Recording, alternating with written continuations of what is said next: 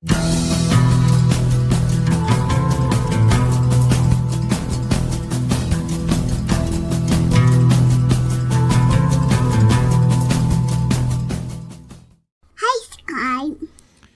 morning, everyone, and I forgot to change my avatar from Midnight's Edge. I guess I'll just leave it there, what the heck. Good morning, everyone. Welcome to DEI Deathwatch, Episode 9, my chronicle of the continuing downfall and or doubling down of DEI in the wake of the Trump administration, although it started a couple of years ago, as I've said many times. Hope you're all doing well on this beautiful Monday morning. Who's joining me on this beautiful Monday morning? Note, apparently X/Twitter is down. I cannot simulcast, though I attempted to. So if for some reason you were happening to look for this on X, which if you were, you wouldn't find it, so it's kind of irrelevant. But either way, I'm not simulcasting, though I tried. I did try, but not today. Today, X is under assault or something, and nobody can use X for anything productive. Either way, Keeverdam, good morning, and thank you, Keeverdam, as always, for providing the link to the Leukemia Lymphoma Society donation page. Guys, that's at the top of the chat box. If you can take a look at that when you have the opportunity. If you're able to donate, please do so. But even if you can't, if you can share that out on social media, that would be appreciated. So thank you for that ahead of time. And thank you, Keeverdam, as always, for providing the link. Alexander, good morning. Plague Trucker Zach, hello. Hi, M. Steve, hello. Kiro Soldier, hello. Mike Savage, blarg.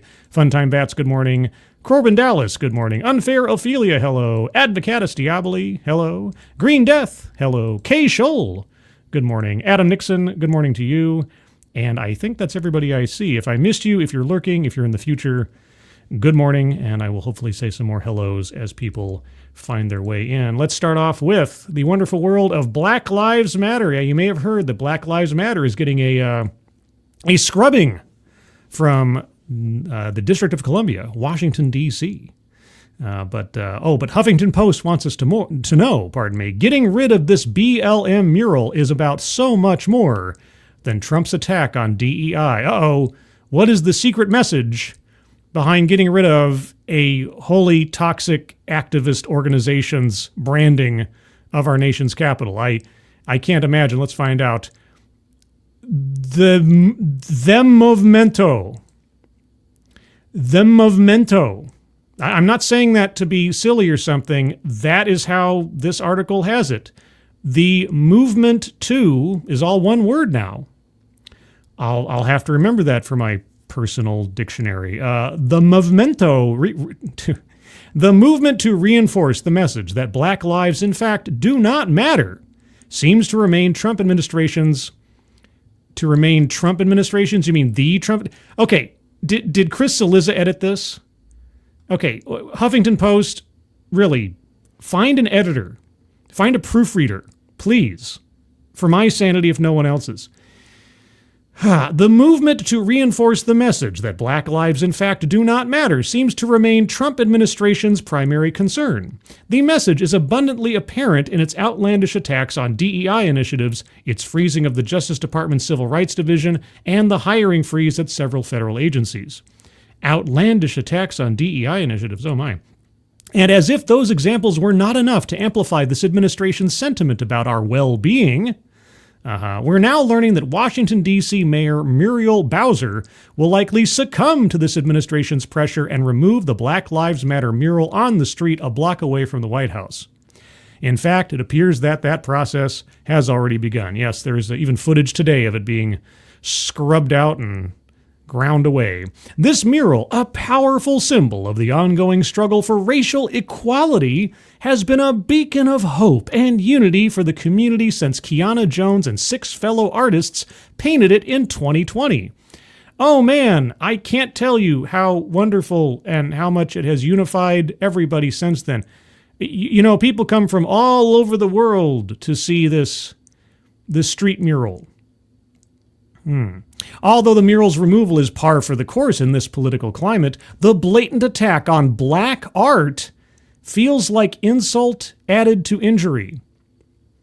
Oh, I thought it was about equality. I didn't know it was about racially specific art now. Oh, all right. Black artists have always been central to the fight for equality and justice. We experienced this during the Harlem Renaissance. You want to compare Black Lives Matter to the Harlem Renaissance? Obviously so. The black arts movement of the 60s and 70s and the 2020 uprisings, not riots, mind you. They were uprisings, guys. These were good things.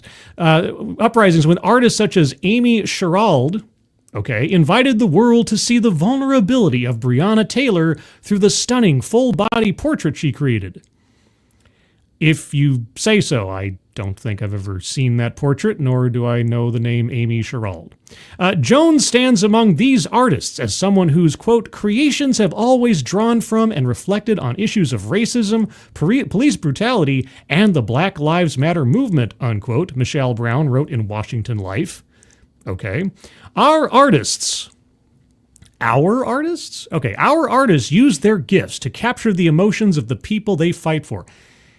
It's 3 words stenciled on a street. I mean, it may involve more thought than, say, a banana taped to a wall with a piece of duct tape, but okay. And oftentimes, art is the only mechanism powerful enough to capture the magnitude and scope of injustice deeply woven into this country's fabric. When Jet magazine published a photograph of Emmett Till's open casket funeral in 1955, it helped ignite the civil rights movement, ultimately changing the course of history. There is unmistakable power in art, and it doesn't miss me that... doesn't miss me? Okay, I got sirens in the background now. Why is it every time I go live lately, there's sirens that suddenly appear? It happened on Sunday morning. It's happening now. Do I live in a high crime area? No, I just happen to live near a fire station and a highway patrol office. So anyway, there is unmistakable power in art, and it doesn't miss me that the Trump administration has threatened to cut funding to the city if it doesn't erase this mural. Okay, well, let me ask you something. Let's see, I think Black Lives Matter really took root in, let's say, 2012. I think something like that, 2012 or 2014, somewhere in that range. Okay, let's just call it 10 years. We'll say 10 years. In the last 10 years, how has Black Lives Matter advanced race relations in this country? And I mean that seriously. If the civil rights movement is constantly going to be held up against Black Lives Matter as its equal, effectively, how has Black Lives Matter improved race relations in this country in the last decade? It's a rhetorical question. I'd love to have somebody give me an actual, reasonable answer to that, whether it's good, bad, or otherwise. Attacking art made by black creatives. I don't think you understand what's happening here. Black Lives Matter is a divisive, racist organization. I don't know if you know that. The sentiment expressed in its name is a whole separate thing. It's like calling... I work for the Pet Cute Puppies Society. Oh, no one could argue with the notion of petting cute puppies. What exactly does your organization do? Oh, well, we take kitty cats out back and we gas them to encourage people to pet cute puppies because there's fewer cats around. I mean, come on, grow up. Attacking art made by black creatives is yet another tool to discourage us from fighting and recording our history. It's why our books get banned and our work gets erased. When reflecting on her feelings about the pending removal of her work, Jones told the New York Times, quote, "Being a black woman, congratulations on your achievement, I'm kind of used to the feelings of things being taken away and being erased from our history," unquote. And while it was a familiar feeling for her, and it's perfectly human for artists to acknowledge any feelings of despair, we can't let it continue to be the norm. It's vital to understand that the goal of this administration is to abuse its power as it attempts to lessen ours. Call your congressman. I'm serious. If you want to limit the power of the executive, call your congressman. The things that Trump is doing or attempting to do are a result of executive power being increased, promulgated over generations at this point. So if you're really freaked out by what Trump is doing with executive power or overreach or anything else, call your congressman. It's up to Congress to put limits on the executive through legislation. And unless or until that happens, it's just people whining and stamping their feet, and nothing will happen, especially the Congress people who are complaining about it. like I said before, they will complain out loud. They won't do anything about it because they want to save those toys for themselves when their person gets into the White House. Just mark my words. If you actually see any movement on a congressional resolution or a law to be passed or an amendment to the Constitution to limit executive power, I will eat Cheez-Its and drink not Jack Daniels, Maker's Mark with Dr. Pibb, Mr. Pibb. Okay, if there's actually a congressional movement to amend the Constitution to limit executive power in the next 4 years, that is what I will do. I will stream it. I will show my face. I will show my face eating Cheez-Its and drinking Maker's Mark with Mr. Pibb, if that actually happens. Okay, you can mark this date and mark this stream. Not going to happen. But I'm willing to pay the price if I'm wrong.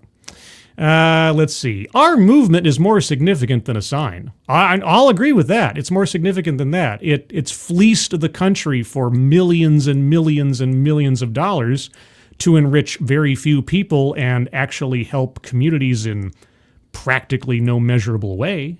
Sure.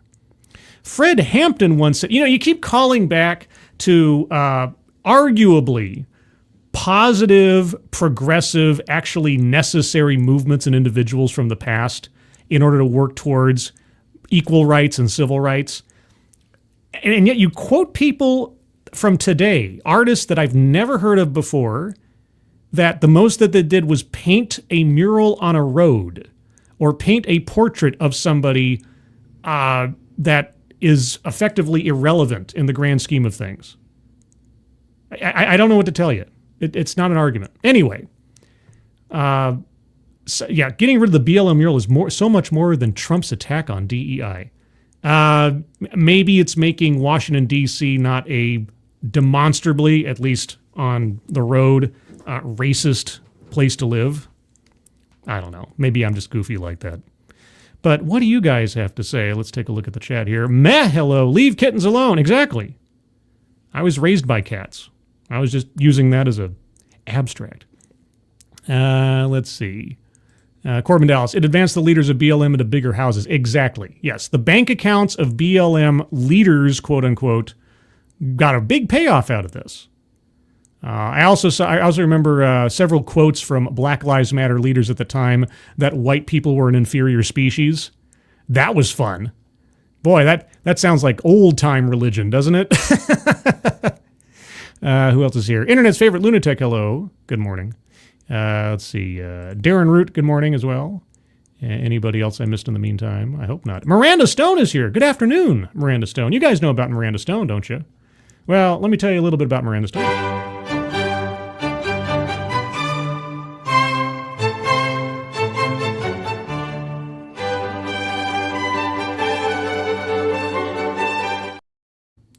Carlos Alfredo Lopez, good morning. And Phil Thomas, hello.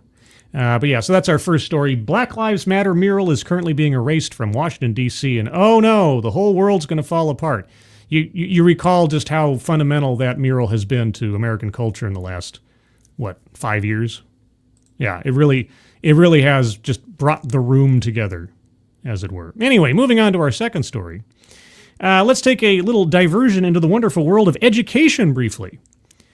How a Michigan community college president became a leader in the effort to preserve DEI.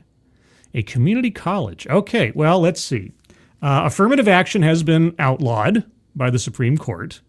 And I'm curious to find out how a community college president who works for, I'm assuming, I could be wrong, but when you say community college, I'm thinking it may accept federal funding as part of its budget.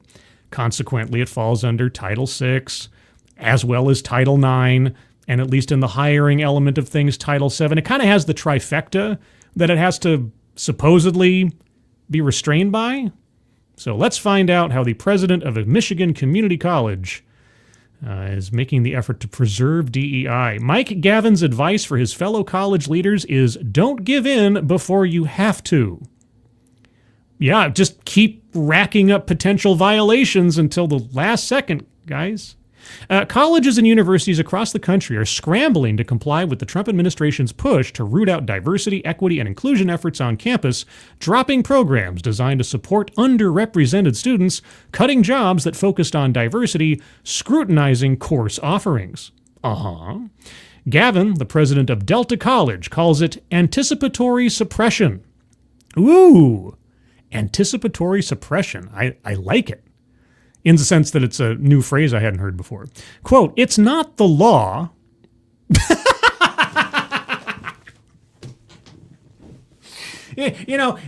Never mind the whole Title VI thing. Never mind the whole affirmative action decision. Never mind Title IX. No, it's not the law. It's not the law, so there's no reason to do that right now, he said. Quote, that doesn't mean you shouldn't plan for what you would do, but doing it without a legal reason is questionable, unquote. Is Mr. Gavin not a lawyer by any chance? I mean, I'm not a lawyer. I'm not claiming to be. But in the last 8 years, I have read, reread, and otherwise, and seen plenty of examples pertaining to those three particular things, Title IX, Title VI, Title VII. So I don't know. I don't know, dude. And also affirmative action. From a campus amid Bay County farm fields, Gavin has emerged as a national leader among college officials who hope to preserve diversity, equity, and inclusion programs. Well, Mr. Gavin, again, sorry to interrupt. If you really want a textbook example of how to try and avoid the law without violating the law, and I talked about this earlier today on the Discord server. By the way, I'll put a link up to that later on.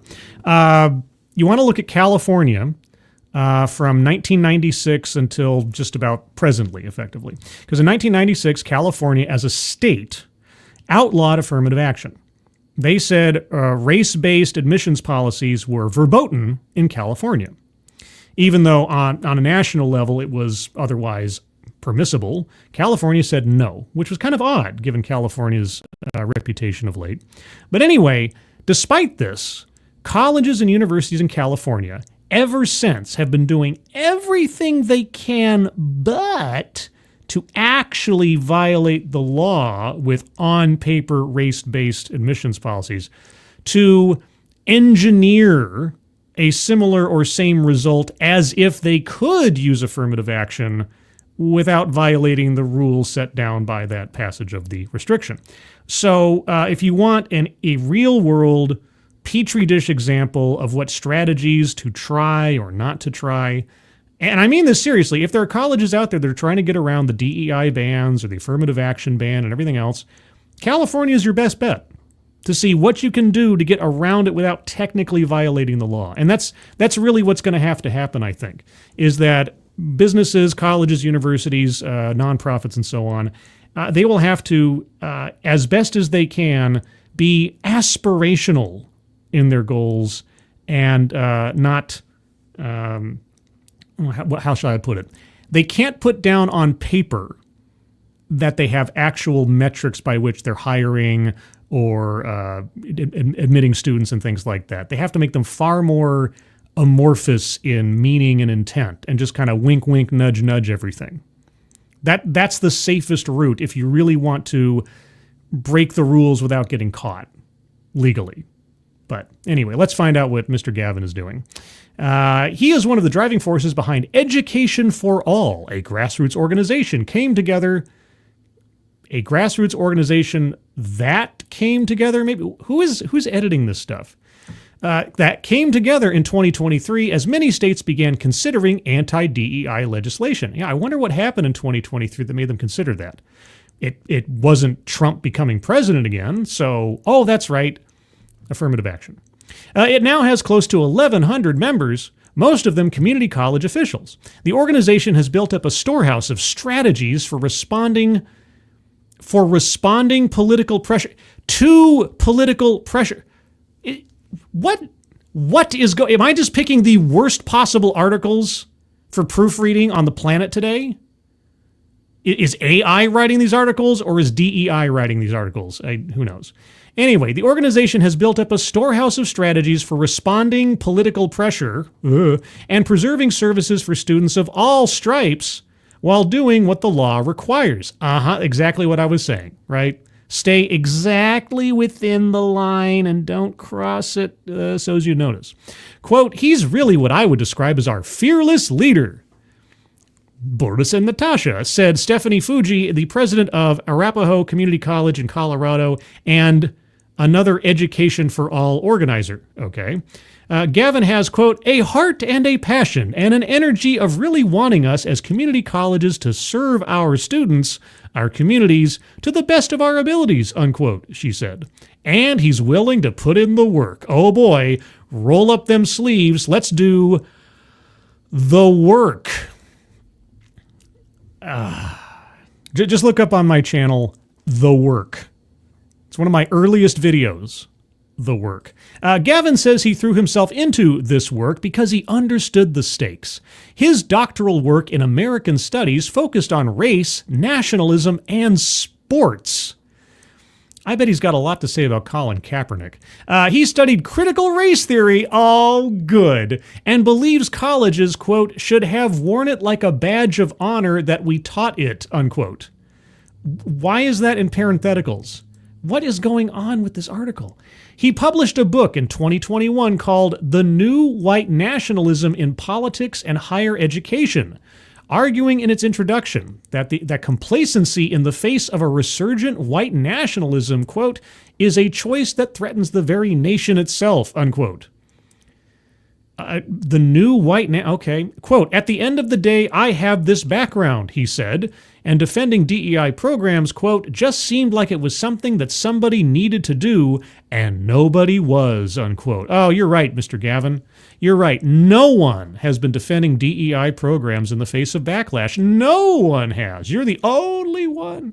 I don't have hours and hours and hours of video of consultants and politicians and business leaders trying to argue against the backlash of DEI. Only you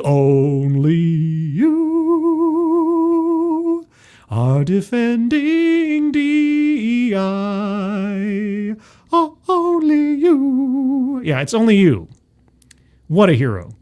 He reads the efforts to quash those programs as, quote, anti-black and anti-brown and anti-LGBTQ, unquote, and as part of a long tradition of pushback against the gains of racial equality. Quote, people don't like black and brown people in spaces that they haven't been welcomed in, he said. Also notice this is the stylistic choice. Black is capital B, brown is lowercase b. Why does this, who's writing this again? Why does the Michigan Live devalue brown people that way? I just want to know why did you lowercase brown people? Michigan.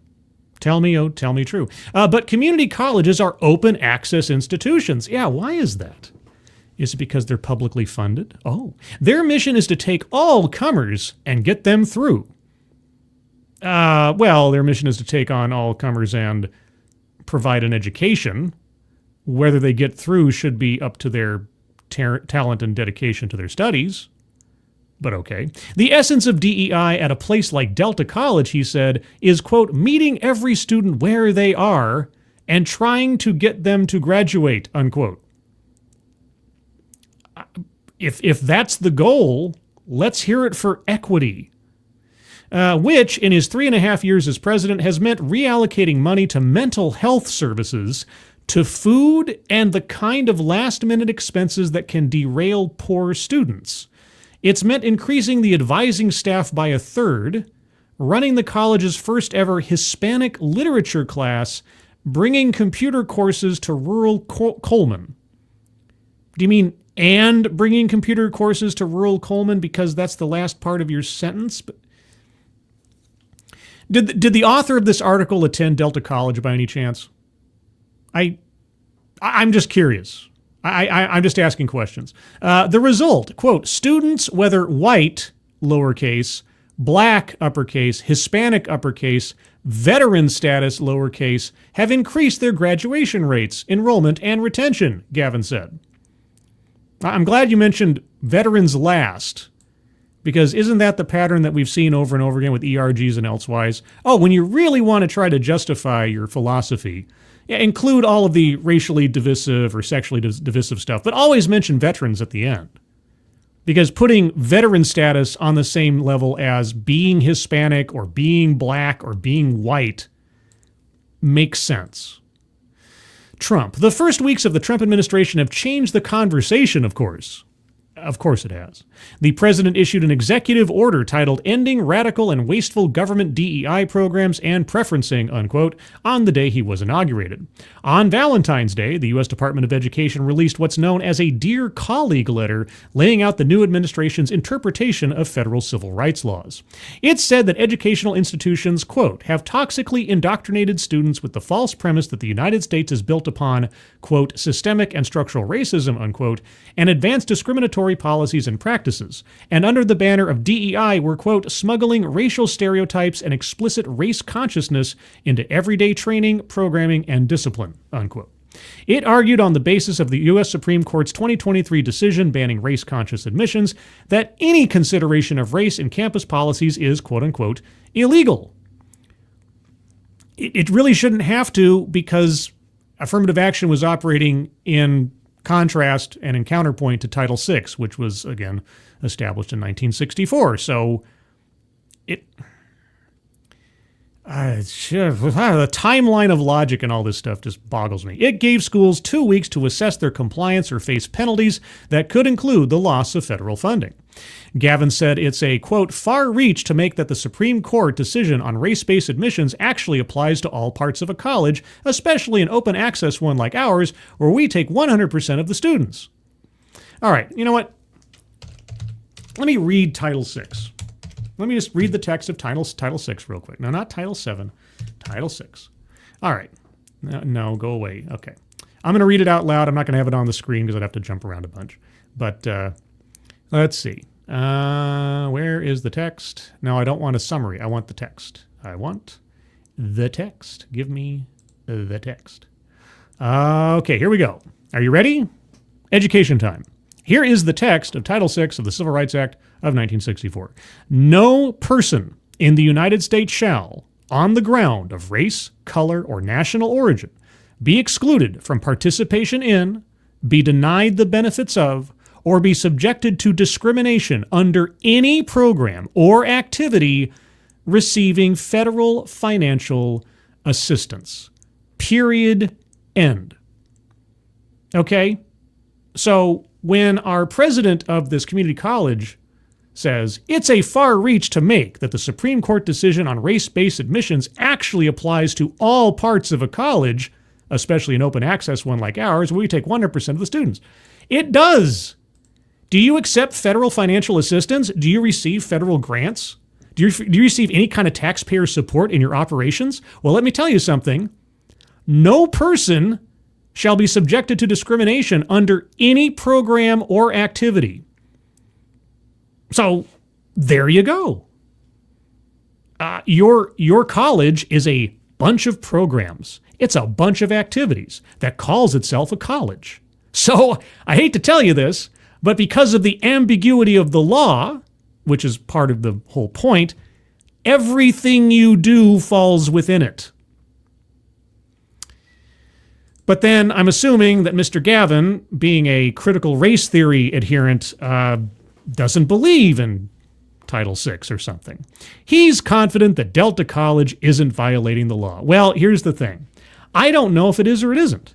That's for lawyers to figure out. But I certainly hope somebody takes assessment of the college, and if it is violating the law, that some kind of reasonable consequence befall it. And any other college or university that's still doing this stuff and trying to get around not only the law of Title VI, but trying to tempt fate with its intent. But anyway. Let's see. The present moment has required college leaders to be, quote, sort of civics teachers, unquote, said Steve Robinson, the president of Lansing Community College and a participant in Education for All, to remind the public of the separation of powers in American government, even as the balance seems to be shifting. It's been there since 1964. There's no ambiguity about it other than the fact that it covers every program or activity. Anything that could be considered a program or activity is implicated in Title VI. Okay, hearing or reading this from so many educational leaders, should they be in their jobs? What Gavin has done with Education for All, he said, is give us a national space to think through those changes. The only change I hope happens is actual enforcement of existing law.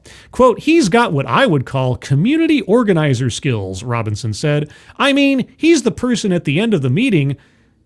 He's the person at the end of the meeting isn't just saying, see you next time. Is that just a quote or is that another mistake on the author's part? It should be like at the end of the meeting, who isn't just saying, but anyway, isn't just saying, see you next time. He's the one who's like, what's the punch list? What are we going to do? Unquote. Gavin said his optimism about the future can waver, but he sees opportunities in the present moment to envision a version of higher education that delivers more fully on its promises. Quote, that's where Education for All will be focusing on the next couple of years, he said, straddling between defense and visionary. Maybe it should focus on, education? I don't know. Maybe I'm just goofy like that. Suzanne a la Richard. Good morning. Who else is here? Tier Alexander. The Emperor has no clothes. I just love the fact that these guys are leaning on the idea that the law isn't the law. That somehow, I can kind of forgive them for it in a sense, right? Because if you don't actively enforce a law for long enough, and you have people normalize policies and initiatives that either break or at the very least severely test existing law, but there is no enforcement, I could see how they might believe they're not doing anything wrong. This is why we need consequence. This is why we need something to happen significantly that shows, no, the line was drawn in 64. It's never wavered in the text. It's just wavered in the enforcement. And now we're going to change that. That's what should happen in my view. Gen T Maxi, good morning. Hope things are all pleasant up in Canada after your switch over of temporary or otherwise prime ministers or party leaders and such. I watched that happen yesterday. I was thinking it was going to be something like dramatic. I hate to tell you, it was about.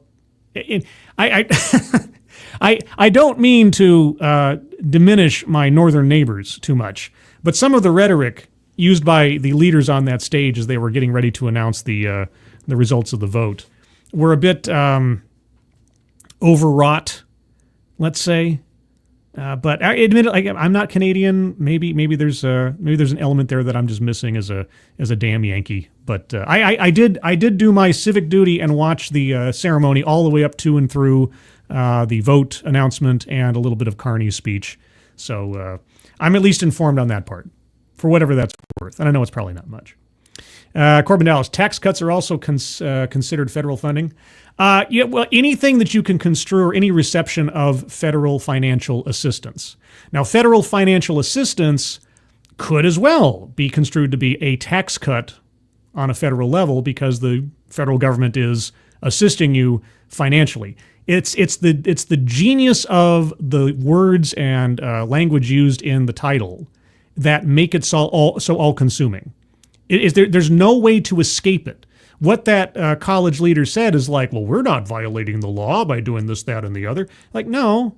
If you have any program or initiative or activity in your college that values race or gender or religion or national origin, these are all on equal footing legally, then you're violating the law. If someone is denied or being diminished in some way on the basis of those elements in your organization when you accept federal funding, you're violating the law, and they could have a civil rights lawsuit against you. So again, the question is, that's all fine and dandy, but will anybody actually get in trouble for having done this all these years? That's what I'm waiting to see. That's what I'm hoping, reading what I've read previously about what the Department of Justice is purportedly looking into, is they're starting to build cases against companies and organizations that have been taking part in this DEI stuff all this time and violating the law. There's some like low-hanging fruit suspects that they could be looking at right now, and I hope they are. But time will tell. Speaking of businesses and such, I don't know what this article is about exactly, but it comes from a magazine, if it is still a magazine, that I used to have a subscription to back in the day. Inc. I used to have a subscription to Inc. magazine. I had a girlfriend way back in the day who visited my apartment once, and I remember she, this is a little weird, she exited my bathroom after using the facilities, and she said, "You are so weird." And I'm like, "What?" It's like, guys I've dated before, if I go to their bathroom, they've got like girly magazines or something sitting on the counter or on the top of the toilet tank or whatever. You've got business magazines? I said, I'm sorry? And it was Incorporated Magazine. That was the subject of that little anecdote. So there you go. Okay, I don't know who Misty Copeland is, but I guess we'll find out together. Misty Copeland is not backing down from DEI amid Trump pushback. The boundary-breaking ballet dancer and serial entrepreneur says this debate is not about acronyms, it's about people's lives. And I'm like, okay. Misty Copeland is committed to her diversity and inclusivity efforts despite the ongoing pushback from President Trump and conservative opponents to DEI efforts. For the renowned ballet dancer and serial entrepreneur, admittedly, I have never heard of this person before, but okay, this fight is personal. It's like Jaws 4. This time it's personal. Copeland, who is best known for making history as the first black woman to be promoted to principal dancer of the American Ballet Theater in 2015, I'll take your word for it, built her production company, Life in Motion, on this exact mandate, the exact mandate of celebrating a non-achievement as an achievement, okay? Bringing more diverse representation of artists to the forefront.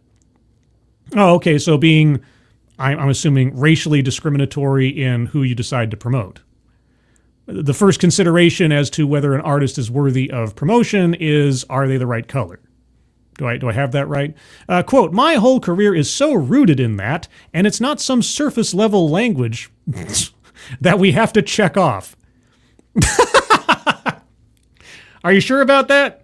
Why is this pod? I hate these little video ads. Like, stop it. It distracts me.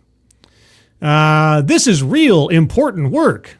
Who are you trying to convince? "And we're going to keep doing it no matter what," says Copeland, who co-founded Life in Motion with an Emmy award-winning writer and producer Leila Fayez in 2015 and performance athletic wear brand Greatness Wins with Derek Jeter and Untuck It founder Chris Riccobono in 2022.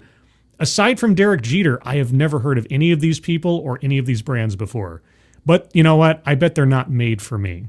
Quote, "It doesn't matter what language is around the work that we're doing," unquote. Well, it might, depending. Are you stating in no uncertain terms that you're hiring people for employment on the basis of their race? Copeland, who spoke during a live interview at the Inc. Founders House at the South by Southwest conference in Austin on Saturday, encouraged companies to rebrand diversity, equity, and inclusion programs to more palatable terms like belonging. Oh, because we've never heard of belonging used in relation to DEI before, have we, guys? Nuh-uh. If that's what it takes to continue them. Yeah, just changing the label, guys. Changing the label, but leaving the machinery exactly as is, that's what you have to do. We'll be talking a little bit more about that shortly. The intention behind those efforts, not the terminology, is most important, she said. Yes, it's not the name, it's the result. Quote, "For so many of us, this is our life. This is our existence. This is our livelihood. This is our paycheck. If I don't get paid for promoting DEI, I don't have any other employable skill." Oh, so sorry. I went off. I don't know where that came from. Let me start over. For so many of us, this is our life. This is our existence. It's not just putting on a DEIA hat, said Copeland. This is what we're living day in and day out, unquote. Corporate diversity, equity, inclusion, and accessibility programs. Again, accessibility has suddenly become a really, really popular add-on. This was not the case a year ago. It was belonging. It was DEIB, not DEIA. You heard it occasionally, but not often. They're really, really, really clinging on to adding the A to this for some reason. Have been under fire for almost 2 years now since the U.S. Supreme Court struck down affirmative action in 2023. 2 years and a few months, I'd say, in active sense, be sure. That decision prompted a cascade of lawsuits filed by conservative activists and nonprofits, including the American Alliance for Equal Rights, which sued Ariane Simone's Fearless Fund, which I've covered at length before, and America Legal First, which sued Hello Alice. Yes, Hello Alice, which I've covered as well. And fun fact, I talked about this previously, Elizabeth Gore, who headed up, or still heads up Hello Alice, was the very first person to follow me on Twitter. To this day, I have no idea why. I was very excited. I was like, oh, like a named person in a big corporation and like speaker and stuff. I must have hit a nerve somewhere. Who's this? And I was always grateful. She was like the very first person to follow me on Twitter. I was like, wow. And it's like a named individual. It's sort of like a named NPC. As soon as I did my first video on Hello Alice and this very lawsuit, and tagged Hello Alice in the announcement tweet of the stream, she unsubscribed from me. In fact, I think she blocked me. That made me a little bit sad. And that was after years of her being the very first person to follow me. Anyway, Simone settled and declared victory, while Hello Alice co-founders Elizabeth Gore and Carolyn Rotz ultimately prevailed in federal court, but the backlash against DEI initiatives has only intensified since President Trump took office. More than 155 such cases have been filed across the country, according to the New York University School of Law. Stephen Miller, who founded America Legal First, is back in the White House with a promotion to Deputy Chief of Staff. Major companies like Target, Walmart, Amazon, Meta, and McDonald's have all backtracked on diversity commitments in recent months, at least on the surface. But we'll see. Copeland said that political environment makes her production company's work, telling the stories of women and underrepresented communities, even more vital. Quote, being a presence on the stage isn't enough anymore. Being a black dancer on the stage isn't enough for me. There's so much more that I can be doing, said Copeland. Now I feel like I'm in a position where I can really use my platform and my voice and my experiences as a black woman and as an artist, unquote. She added, quote, that's become just an integral part of everything that I do. There's a through line, no matter whether it's my foundation or writing books or the production company. It's about bringing the past and the future together and through representation, unquote. That's perfectly fine. Tell the stories of whoever you want to tell stories of and so on. Just don't hire people on the basis of their race or their gender and don't violate the law elsewise and you're fine. If you accept federal money, don't discriminate against anybody in any programs or activities. Yeah, that's it.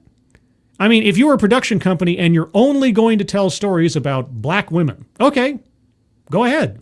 Freedom of speech. It's about the details, as it were, the behind-the-scenes stuff. And that's all that's being asked of you. So go ahead. I have no problem with that. My only question is, when it comes down to equal opportunity under law, are you following the law? Yes or no?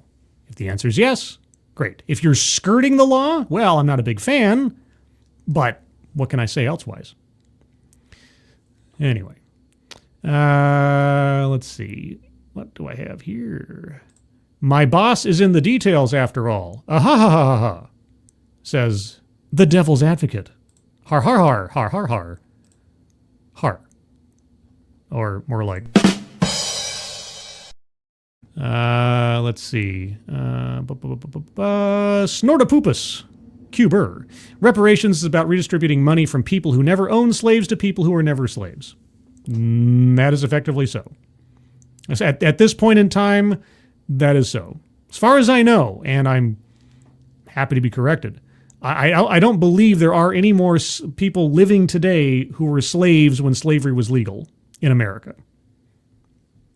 Maybe there's some the Social Security Administration has shown us that there may be people out there who are up to 300 years old. So maybe there is someone. But let's see. Stevie J, I saw some people trying to add J so they could spell Jedi, but I forget what the J was for. Justice.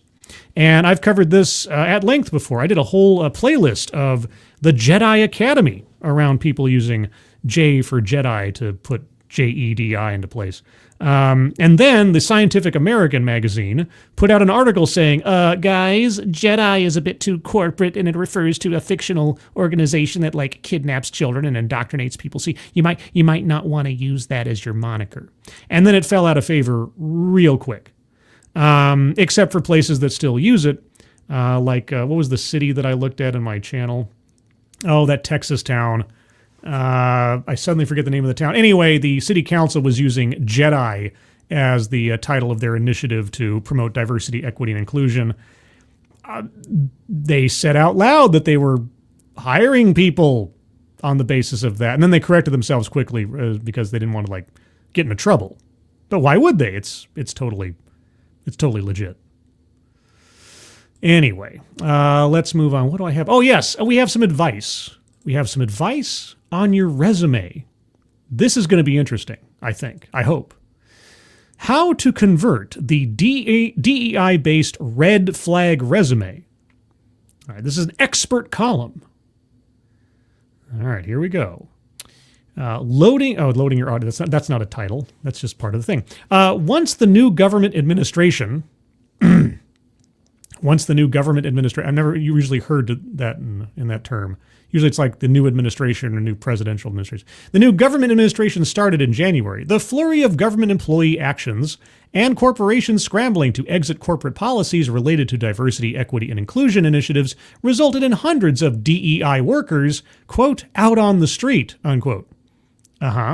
Their core experience, skill sets, and education may now be red flags on their resume with the trending and growing non-acceptance of DEI initiatives. Well, if your only employable skill is diversity, equity, and inclusion, what exactly is a potential employer supposed to make of that? I mean, even if you take away all the political theater around DEI, what kind of skill is that? We looked at a video, this is a few months ago now. It was a series of, at least as far as the video was concerned, brief sections of interviews with multiple diversity and inclusion executives in companies. And what was the one word that kept coming out of all of these executives time and time again about their experience being in the DEI executive spot? Loneliness. It's a very lonely job. And I kept thinking, why is that? Why is it so lonely? And I think I figured it out. It wasn't that tough to do, I don't think. If you are a DEI executive in a company, let's say a big company, and then you're sitting at a table with the accounting executive and the sales executive and the R&D executive, right?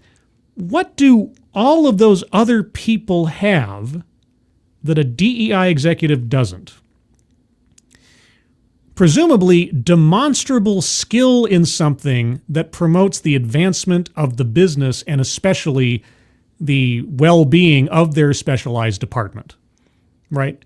I would hope, I'm going to say pie in the sky here, that the accounting executive actually has skills as an accountant, that the sales executive actually has sales skills and marketing skills. I'm going to hope that the R&D executive has experience in research and development, and that these are quantifiable, measurable, productive skills that one possesses. What does the DEI executive have in the way of skill set per their department? What does it mean to be skilled in diversity or equity or inclusion? I mean, is it a glorified morale officer? But even then, what does the DEI executive do and what can they possibly tell the accounting department about how to do their jobs? And I'm serious. I've tried to imagine this. What does the DEI executive do except go over to, again, the accounting department and just tell them, you don't have enough people that look like this here. And everybody looking up from their calculators and their spreadsheets is like, what? Yeah. How is DEI a skill? Question for the ages. This environment might hinder those DEI workers from qualifying for positions in companies that are no longer interested in those policies. Yeah, if you've made a career out of flim-flam, it's hard to justify a career in much else, isn't it? How does one rewrite one's resume to avoid the red flag waving on a pariah topic in today's business, administrative, and cultural environment? The answer is to generalize and parallel the skills and experience to broader capabilities. Right. It's like if you've always been a stay-at-home mom, right? What do you do? What do you put on a resume? What did you do as a mom? Well, I drove my kids around to school and back all the time. No. You were a professional chauffeur. Oh. Well, I made dinner and lunch all the time. You're an experienced cook. Yes, we know. But my curiosity is, and I haven't read this yet, my curiosity is, what is the professional advice to try to relabel DEI skills? Because these could be some buzzwords and buzz phrases to keep an eye out for as things progress and DEI tries to go underground or to recloak itself for more palatability. Below are the examples from DEI job description bullets and replacement wording avoiding DEI-focused content. All right, here we go. All right, so it goes, you got the DEI version, and then you have the replacement sanitized version. There's quite a few of these. I'll see how long my voice holds out. DEI. Develop and implement diversity and inclusion strategies and initiatives aligned with the overall business strategy. Gobbledygook. Okay, here's what you should replace that with. Research, identify, analyze, and develop communication strategies aligned to business goals, targeting a baseline of mutual respect for coworkers' capabilities and job tasking in the labor pool. Oh, bravo. Bravo. I mean, if somebody asked me to try to rephrase that first sentence and I had to apply all of my English major skills to that, I respect. Respect. DEI. Conduct assessments and audits of company diversity policies and practices. Develop strategies to measure and track diversity and inclusion initiatives and hiring metrics directly related to those policies. Ooh. Now, this is danger zone territory. Because hiring metrics? Let's see how they try to replace that one. The replacement. Conduct audits of personnel files to ensure that equal employment opportunity commission-based hiring practices and promotional opportunities are followed in job requisition advertising, interviewing, hiring, and placement. So basically, everything opposite to what DEI has been doing, do that. Follow the law. Everything that if I've been a DEI executive for the last 10 years, everything that I've been doing is wrong. And I need to claim that I'm good at doing the opposite. That's great. Assist in or create federally mandated reports providing statistical-based metrics per hiring practices and identification of recruiting practices targeting minorities or other protected classes, e.g. veterans. Oh, use them at the beginning of the sentence this time. Okay, e.g. veterans, gender, disabled, religion, under the EEOC guidelines for hiring. Notice how none of that stuff was part of the original statement. Nothing about adhering to the law, nothing about minding the EEOC, federally mandated reporting. No. Yeah, it's opposite day here. I'll just do a couple more. DEI, facilitate training on diversity, equity, and inclusion topics. Promote awareness of diversity, equity, and inclusion communication through internal/external channels. Okay, replacement. Conduct supervisory training on EEOC-based You see? Do you see? It's Dr. Weir in Event Horizon. Do you see?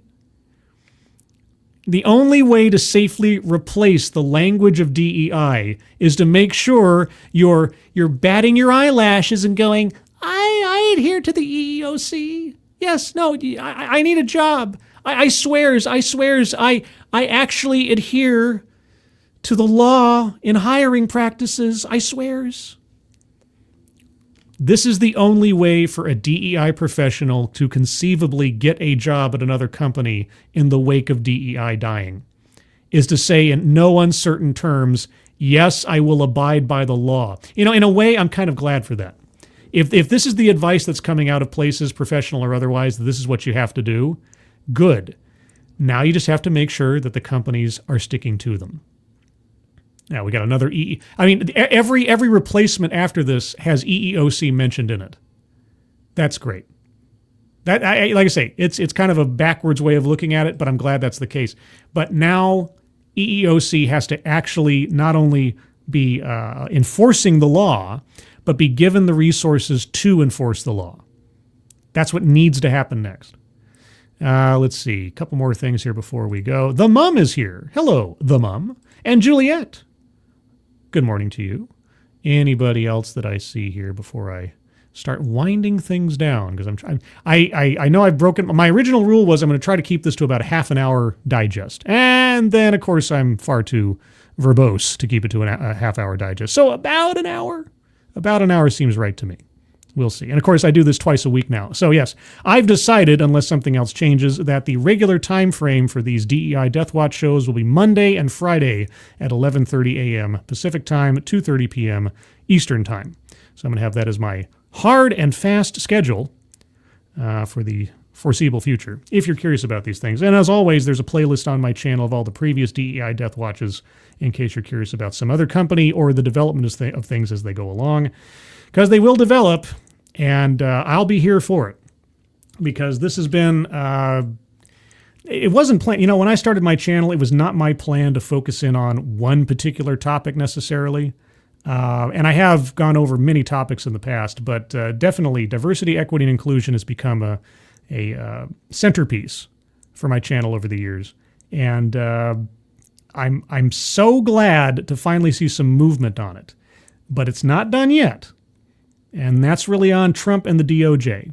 And I'm looking very forward to the next couple of years to seeing something significant and meaningful happen to send out a signal that no, these things have always been, at best, legally questionable, if not illegal, because it's always been there since 1964. Anyway, before I go, if you'd like to join the Discord server, there's a link to the Discord server in the chat right now. Just click on that link. You'll find yourself on the landing channel called Say Hello. And in addition to saying hello, you just have to say the secret word. The secret word will tell me that you actually watch the stream, are not a bot, and have thus earned the right, the privilege, the entitlement to join the Discord server. And today's secret word is EEOC. Just say hello, EEOC. And I'll know that you watch the show. Beyond that, you can always find me here Thursdays at 6 p.m. Pacific, 9 p.m. Eastern for TED Excellence, where I take a look at off-brand TED Talks with Bingo, so that everybody has a chance to listen, learn, and think creatively and or critically about the subject matter that we're listening to. There's always the Sunday stream on Sundays, if you can believe it, at 8 a.m. Pacific, 11 a.m. Eastern, where I'll talk about other news stories of the week that aren't, at least intentionally or otherwise, directly involved with DEI now that I have this digest show. And you can now find me most Mondays, Wednesdays, and Fridays in the morning on Midnight's Edge in the morning, where I sit there and I question people who know way more about the movie industry in Hollywood than I do, and try not to sound too stupid when I'm asking those questions. That's how I see myself. I don't know if you see me that way, but I try to keep myself humble as much as I'm able to. Anyway, with that, everyone, I hope you have a good rest of your Monday and the week ahead of you. Please leave a like on the way out if you haven't already. I'd appreciate that. And or share my stuff out there, whether it's on, Napster, LimeWire, ICQ, IRC, AOL Instant Messenger, Google Buzz, if anybody's still using Google Buzz. I don't think you are. I don't think anybody can. But just on the chance. Oh, there's always Friendster, LiveJournal. Am I old yet? Everyone, have a good rest of your day and week. Hope you're all safe and well. If you're not well, please get well soon, and I'll see you on the next one. Take care. Bye-bye.